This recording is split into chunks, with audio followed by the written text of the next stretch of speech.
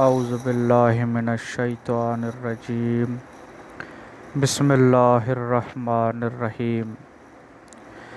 ایک بادشاہ کو بڑی اہم مہم درپیش تھی۔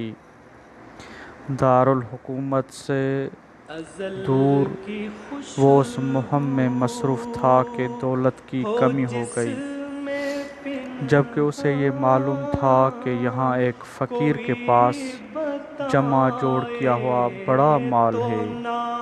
اس نے فقیر کو بلوایا اور اس سے کہا، اے بندہ خدا، اس میں شک نہیں کہ ہم شہنشاہ ہیں، خزانوں کے مالک ہیں، لیکن یہاں ایک مہم پر ہیں اور اسے سر کرنے کے لیے دولت کے دریا بہا رہے ہیں۔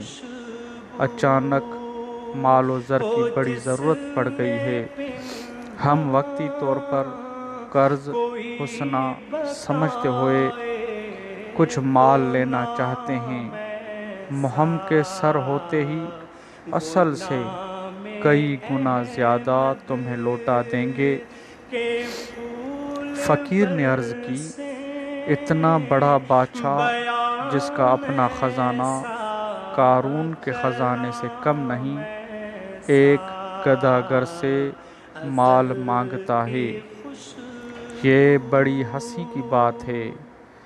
گدائی کہاں اور بادشاہی کہاں؟ ویسے بھی یہ نجس مال ہے، گدائی کا مال ہے۔ بادشاہ نے کہا کہ کچھ غم نہیں، نجس مال ہے تو نجسوں کو دیا جائے گا۔ بادشاہ نے بڑی کوشش کی لیکن فقیر نہ مانا، حجتیں اور شوخ چشمی کرنے لگا۔ اس پر بادشاہ نے ملازموں کو حکم دیا، اس سے زبردستی مال چھین لو۔